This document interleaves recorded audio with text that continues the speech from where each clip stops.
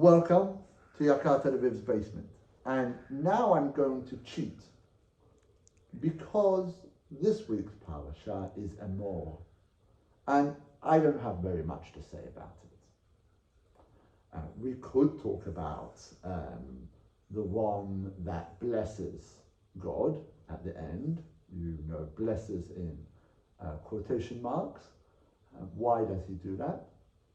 Ben Isha HaYisraelit. But I think what I would like to treat and talk about is holiness of time, Kedushat Hazman. Because in Emor, the second half is talks about the Chagim, Shabbat, Shloshet HaRegalim, the three festivals of Pesach, Shavuot and Sukkot, Rosh Hashanah and Yom Kippur. And it starts with Ele Moadei Hashem Asher Tikru'u Otam B'Mo'adam. Right? These are the Mo'adim, these are the festivals or the times of God, that you shall call them in their times, in their happening, in their moments.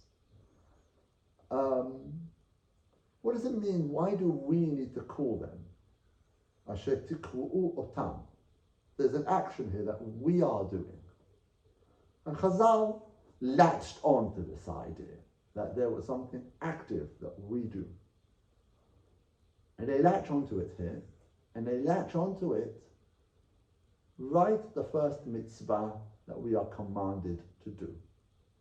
So the first mitzvah that we are commanded to do is Korban Pesach. But Chazal changed that. And they say when God says to Moshe that he should say to the Bnei Israel, HaChodesh Hazeh Lachem Rosh Chodeshim, it actually means not just, this is the first month and it's Nisan and you're going to get the Korban Pesach and we're going to come out of Egypt. No, you have a function, which is you are responsible for sanctifying the months.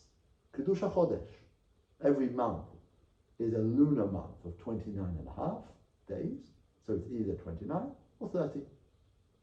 Who gets to decide that? So that when we're in Eretz Yisrael,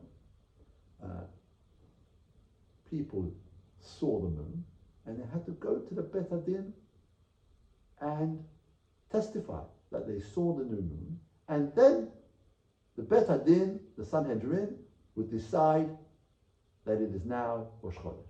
And they would have to say, Mekudash, Mekudash, it is Rosh Chodesh. And of course, whether we have a leap year or we don't have a leap year, whether we have Adar Bet or not, depends on the Sanhedrin. So, and this is a very famous idea that Chazal already talked about, which is, on the one hand, the festivals, the times are actually permanent. Okay, we know what the date of Pesach is. We know when Sukkot starts, but we don't actually know when that's going to be, because we don't know whether the month beforehand will be 29 or 30 days, and we might not know yet whether it's going to be a leap year or not a leap year. So the date is fixed, but when that date actually happens depends on us, Jewish people. So here's a question I want to present to you. Why would it be so important to Chazal to say that idea before coming out of Egypt, before the first mitzvah?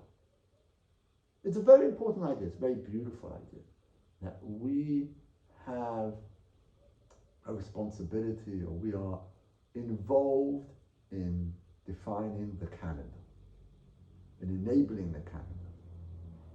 But why is that so important?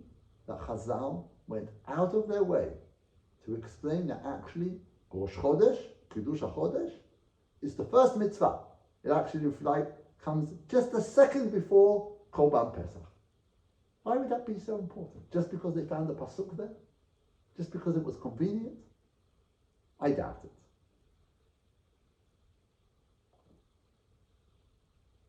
we have a notion of, I'm just killing time. We have a very mixed and ambivalent relationship with time. On the one hand, time kills us.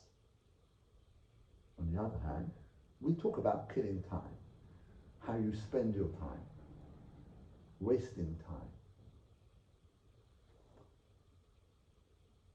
Perhaps what's going on here, it's not just the notion of we have responsibility and agency and how wonderful it is that Hashem lets us be part of this mitzvah of Kiddush HaChodesh, and it's great that we are involved, and the Chagim have both a holiness which is from Hashem and a holiness which is part of us.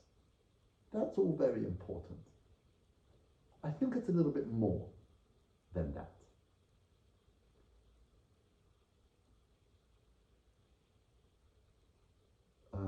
Servants don't have time. If you're a slave, and somebody else decides what you do with your time. And when we are addicted, we end up wasting a lot of time.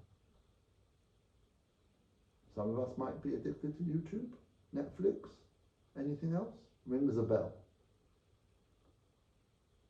So the question of how do you use time? Can you sanctify time? Who's in charge of that? It's interesting. One model is God gives us Shabbat. It's out there. There's a holiness in time. We have to surrender into it. But I think one of the most active things that you can give somebody and challenging really is this notion of you try to make time holy. You choose, or let's choose how we utilize time. What do we do with our time? The Chag, the festival, right, is a fixed date where we are defining when that's going to be. We're trying to make time meaningful, which perhaps is one of the hardest things to do, because time is monolithic. It just keeps on going. Where's the split in time? How do you make this moment meaningful? Birthdays, all these different things, rituals. But what makes us free is the ability to utilize our time and to do something meaningful with it. So I think that's why Chazal kind of just sneak in just before Korban Pesach and say, yes, Korban Pesach is very important. It's the rebellion against the idols of Egypt. But